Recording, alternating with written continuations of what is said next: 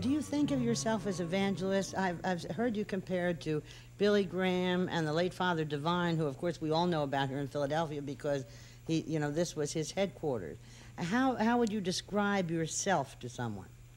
At this point in my ministry, I think of myself as a teacher because I'm interested in disseminating a teaching which addresses itself to the individual, teaching the individual self-realization and self-unfoldment. We do not advocate any particular kind of social panacea on the social level because here again, society is made up of individuals and society itself can be no more than what the individual contributes to it. Well, we had Reverend Leon Sullivan, who I'm sure you've heard about, on our show here a few weeks ago. Now, he's a Philadelphian and has done great work, with job training programs indeed. And so on. And he said that he feels that the changes in not only his church, but all of the churches, as we know them today, lie in righting social wrongs, rather than, climbing up to those pearly gates. Now, in your film clip, we didn't see it all today, but you said that you were against welfare, and yet many of your people must be on welfare or must be related to some people who are. Just the population of Manhattan has. Yes, but in our philosophy, which we call the science of living, there are three things which we teach. We teach the individual his own self-responsibility, his self-sufficiency, and his own self-direction and discipline. To backtrack for a moment, self-responsibility. We teach that the individual is responsible, first of all, to himself, for himself, to make the most of himself. We do not teach the theory that society is responsible for the individual. And I think it's a shame that, some of the so-called liberals have instilled a welfare psychology in the minority groups, and particularly this welfare psychology is being instilled in the black minority, giving them the attitude that, well, society owes me a living, and so I'll just sit down and demand that someone give me something for nothing. But on the other hand, you tell them to, tell me about the money rake. I don't quite get that. I really, hard for me to zero in on it mentally. What is the money rake? Is it a figure of speech or? Yes, the money rake is a figure of speech indicating a state of mind which an individual establishes within himself.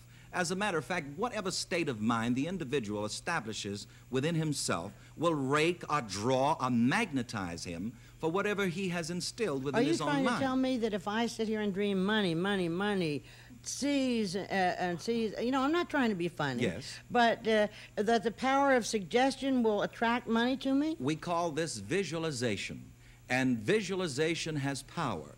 Even the Bible says, where there is no vision, the people perish. Whatever you want in life, you have to first of all see yourself with it in your own mind. And whatever you visualize or see yourself with in your own mind will be drawn out of you unto you. In the next commercial break, I'm going to say, every day and every way, I'm getting thinner and thinner. Every day and every way, I'm getting thinner. And we have taught this to people, how to lose weight. How does it work? And it works fine. I talked to a lady in San Diego at one of our meetings a few months ago who lost over 100 pounds using my visualization technique. Well, explain that. You'll now. have to come to the church in New York. No, you can tell us. That's what you're here for. But I mean, right. It works with money, it works with skills, it works with weight. Does it work with health? I mean, yes, you can't really wish away arthritis, can you? No, but we teach people, for example, in our visualization process, to visualize themselves in a continual state of health from birthday to birthday.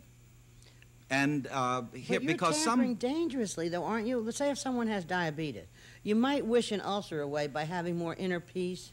But how could you? This is beyond wishing. Visualization is beyond wishing. Visualization is seeing yourself in the state, in the condition, in the circumstances that you wish to be in.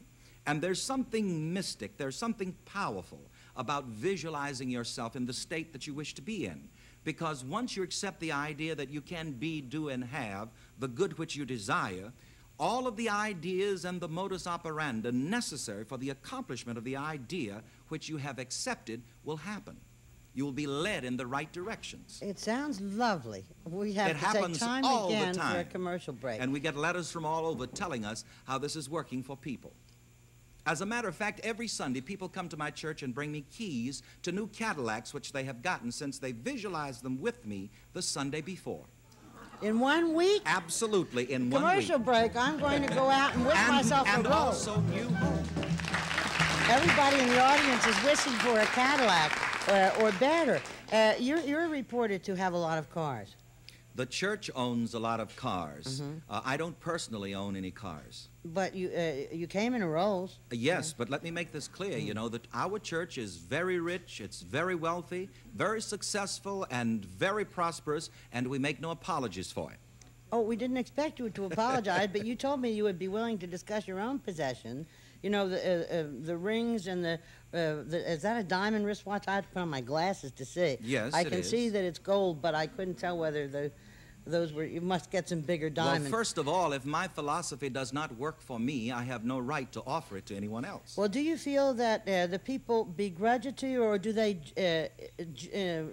take joy in seeing you looking well and living well and dressing well and all the rest of it? I think everyone likes to see someone who lives his own teaching. I mean, don't tell me how I can be and do and have good if you yourself aren't demonstrating that. When in your lifetime, you're only 37 now, is that right? That's correct. When in your lifetime did you start this positive thinking, this empathy, this visualization? And did you visualize yourself up the ladder, as it were, from a poor preacher in a small community in South Carolina? Yes, I and my mother walked 4 miles to school every day, 4 miles there and 4 miles back, and I always visualized myself to be wealthy and successful and to have a large ministry. And this visualization has worked for me in my ministry. I have never visualized anything which I did not materialize, and I can teach that to anyone. And this is what I do. Anything that you can visualize and convince yourself that you can be, do, and have, you can be, do, and have. And I'm demonstrating it. I would like to be president of CBS. And I think that whoever is the current president had better start winding up his affairs, because in 1 week, there I will be in the executive suite, and I'll send you the key. Thank you. Thank you very much.